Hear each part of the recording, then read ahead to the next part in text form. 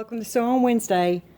I'm Lorene, and I've got my friend Carolyn from Maryland here today, and we're working on our Christmas quilts. We actually started on these. When did we start on these, Carolyn? December 2019. Oh my gosh, December 2019. And of course, COVID hit in 2020. So anyway, she's just now making her way back to Texas for us to finish our little project that we started a while ago. So I'm so excited. We got them all sewn together.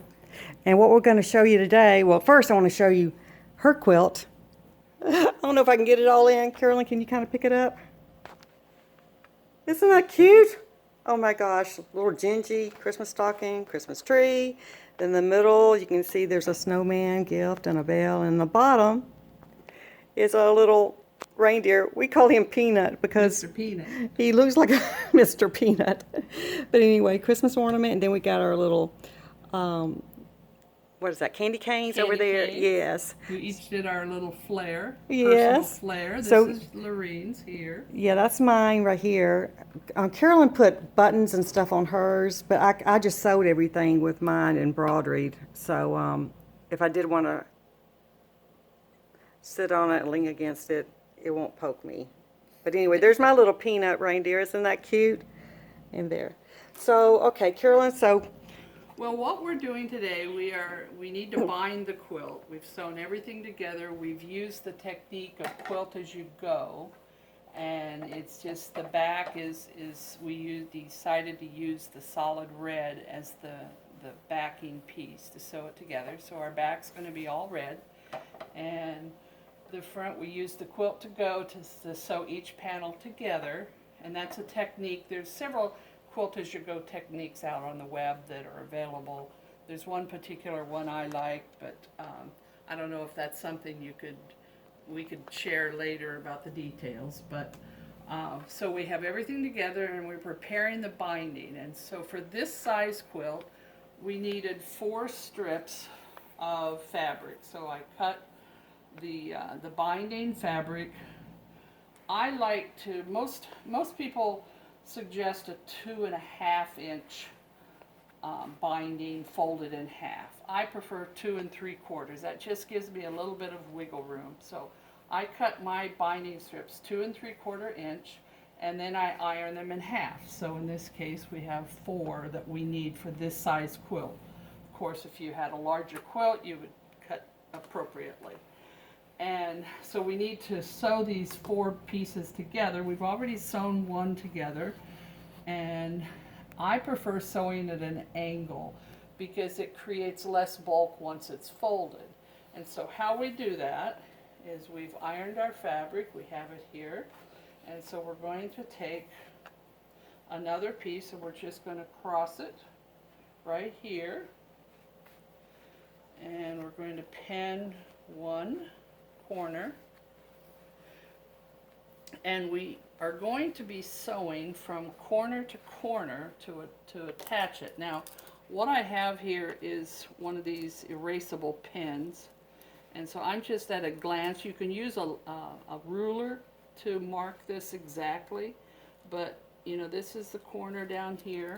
I have a ruler here, I could use it, but you want to sew corner to corner. And the pin I'm using is a fusion pin. It's a Pilot fusion pin, and when it's ironed, it will erase the ink. And so what we're going to do is sew from this corner to this corner. We'll do that shortly, and then then we will trim it, of course. But I'm also we need this 4th one, so I'm going to go ahead and pin this together so we can just sew them both at the machine at the same time. And as you work more and more with this, you will find that, okay, you can do it without using a pin for the marking. You can use it without using a straight pin to pin them together. But for what we're doing today, we're just going to use this. sounds easy enough to me. And we'll just stick another pin in there. Okay, so I need to go to the sewing machine and So sew Lorene, those. you're going to sew this, and then we'll come back. So I don't know if you want to pause that for a moment, and then we will sew this and be back momentarily. Okay, hold on, guys.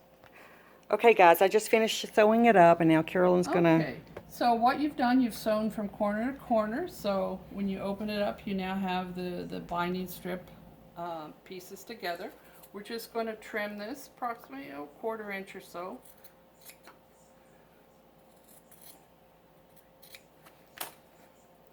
And then just kind of finger press this open just slightly. It's not necessary to go to the ironing board, but you can just kind of finger press that open, and sometimes it stays open and sometimes it doesn't, unfortunately. And so when it's folded, this is now the part of the binding. And some people, I prefer sewing at an angle like this because it creates less bulk when you fold it together. If you were to sew straight across, which some people do, it just causes this seam to be next to each other, so there's a bulkier piece right there in the middle.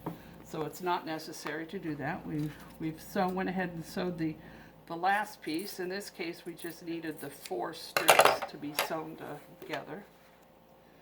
And then we will be ready to start binding the quilt and sew it onto the quilt. Now, for your binding, you need to decide ahead of time if you're going to, once the binding is sewn onto the quilt, if you are going to hand stitch the binding down or machine stitch it. We're going to be machine stitching the binding down once it's sewn onto the quilt. So what that means is we're going to sew the binding to the back of the quilt here, so that once it's sewn, it's folded over, and then we will stitch this front part. Now, if we were to hand stitch the binding after it's sewn, what we would want to do is start on the front side, machine stitch this, and then fold it to the back and hand stitch the back. So the front is a lot smoother. But since we're going to save time by machine stitching it down once it's on the quilt, we're going to start at the back of the quilt. So what we have our binding here. It's plenty long for the edge of the quilt. In fact, let me show you here on the one that we've already done. And then this is Carolyn's quilt. She's already started on hers. Wait a minute, Carolyn. I'm gonna take this off the stand. Hold on, guys, so I can make sure I can get all this. Just a second. Hold on. Okay. So what I did, I started on the back of the quilt, and I started at the bottom of the quilt here. And one of the things in working with quilting, when you're sewing on a binding and you have the binding pieces stitched together, I actually verified ahead of time, just by stretching the binding out, that this seamed part would not occur at any of the corners. And so it's okay if it happens, but you end up having bulkier corners, especially when you want to do the miter corners. And so what I did, I started here and leaving about a 10-12 inch tail. We'll work with this later and sew this down.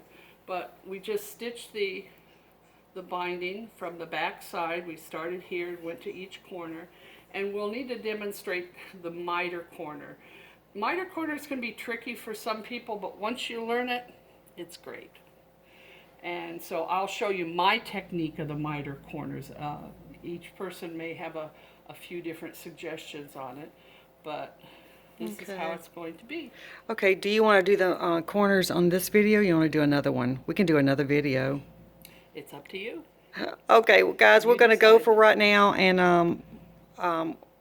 the next video will show you what is it called again? Miter corners. corners, and we'll show you how we sewed it onto the back of the quilt and created the miter corners. Okay, great. So, because what's going to happen when you eventually turn this over, you want to be able to have, just as it is in the back, this little corner that's straight across, that's called miter.